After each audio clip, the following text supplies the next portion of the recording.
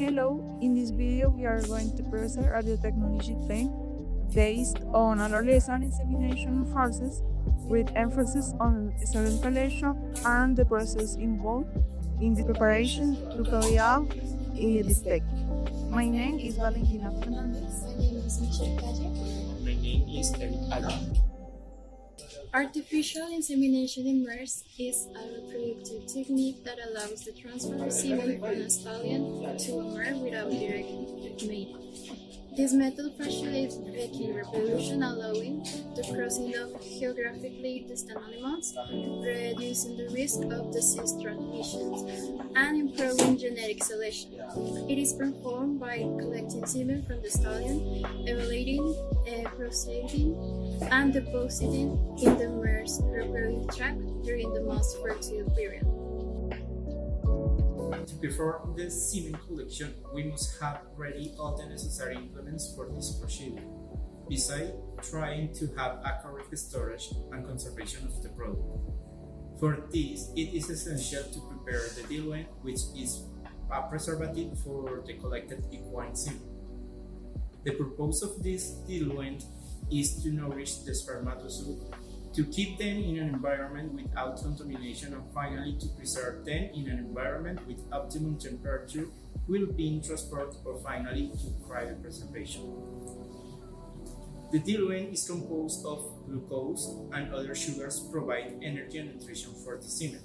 Buffers such as citrate or phosphate to stabilize pH and protect the integrity of cell membranes. Antibiotics to avoid contamination or proliferation of pathogens in the zone. Diluent preparation. Step 1. Add 100 ml of sterile water at 37 degrees to the contents in order to avoid thermal shock. Step 2. Homogenize the diluent. Step 3. Add 2 ml of ram fry protectant. Step 4. Homogenize. Step 5. Hold at a temperature of 37 degrees for about 10 minutes before adding to the equine semen. Step 6. Add the diluent to the equine semen slowly and gradually. We are going to pretend that we are going to generate inseminated doses from this collection. In this case, our sample contains 70 million sperm per millimeter, according to the result of the new grower chamber, and 90 millimeters were collected of semen. That is, we have 6.3 billions of total of the sample. That is 70 millions divided by 50 millions equal to 1.4, this being our factor. We take this value and multiply it by the amount of semen collected. 1.4 per 90 millimeters divide this result by 10. And why by 10? Because the minimum inseminated dose according to Equinos in Colombia is 500 million sperm. That is, we will use 1,134 millimeters of standard for the 90 millimeters of semen, giving a total of 1,224 millimeters. From these 6.3 billions, we must take the viable percentage of this. In our case, is 62%. That is 3.9 billion sperm. That is divided by the amount of sperm in the inseminated dose. That is, it would be enough for 7.8 doses. It depends on you as a veterinarian if you decide to take that doses in world numbers. That is 7 of 500 million sperm. The minimum inseminated dose discarding is 0.8, or adding it proportionally to each dose to use the entire collection. Being 3.9 billion divided into 7 doses for a total of 558 millions per dose, and to have a higher ratio or effectiveness. The collection of seminal sample was carried out with an artificial vagina type Colorado.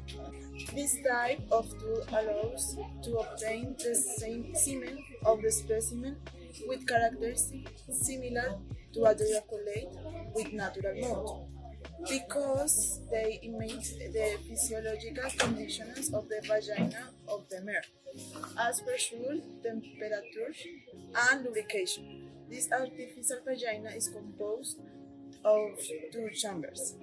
The first chamber comprises from the outside to the latex container, into which water is introduced and a temperature. And the second chamber comprises the container in which the sample is collected. The water is heat. The temperature in the artificial vagina colorado should be around 50 to 70 degrees Celsius to achieve thermal sensation of the lining is 14.2 to 14.5 degrees Celsius.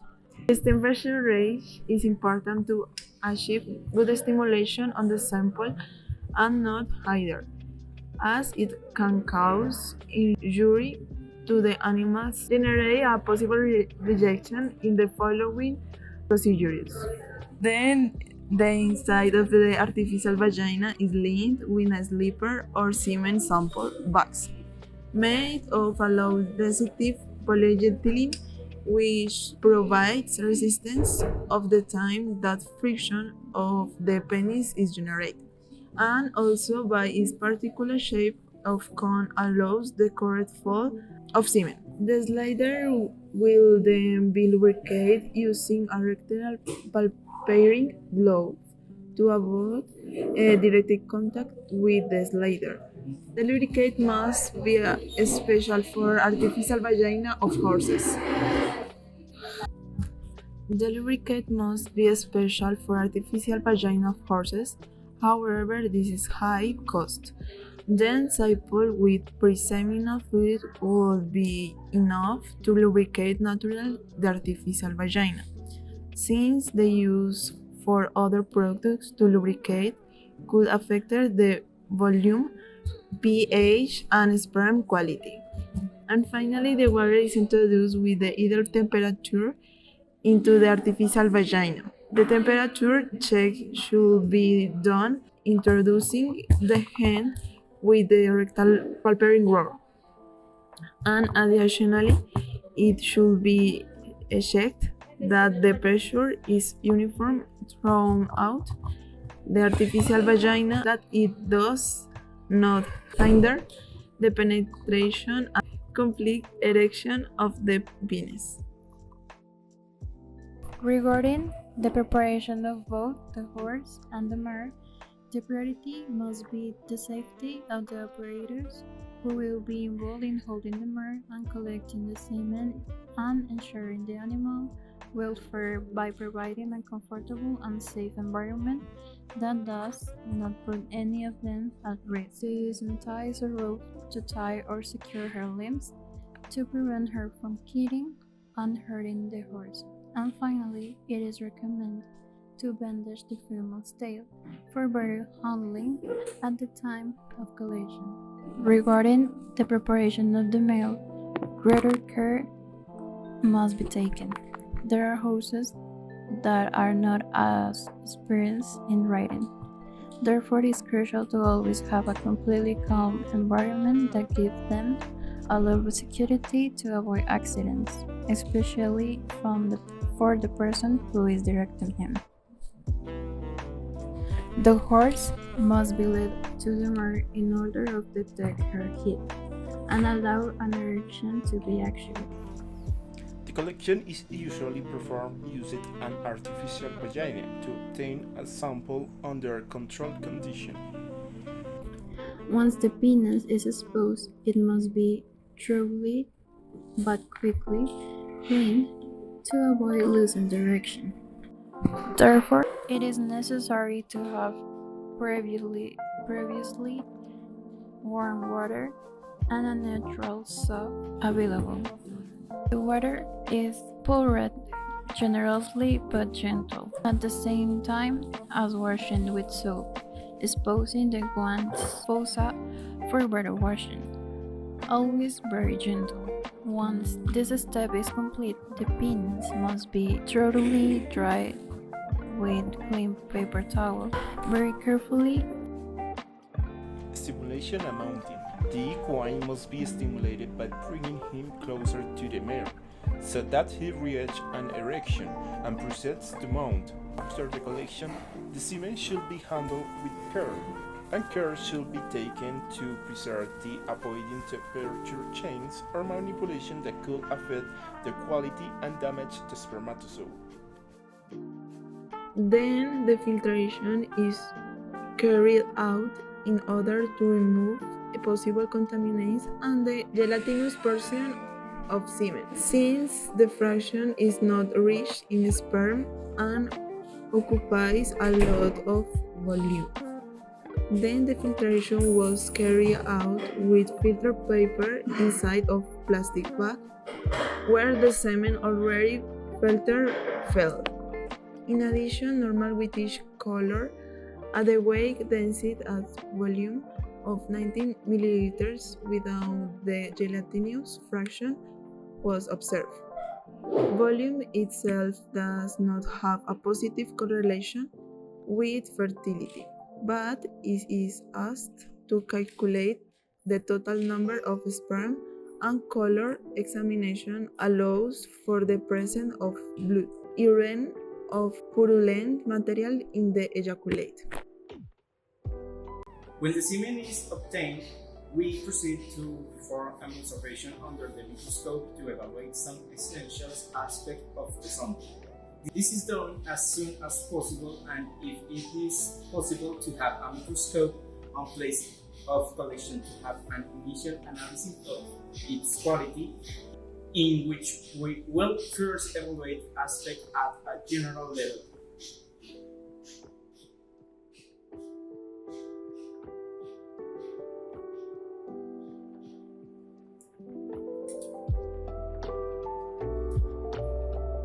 Motility allows us to observe if the spermatozoa in the sample have good movement, which can give an idea of the concentration and activity. This can indicate fertility problems in the sample.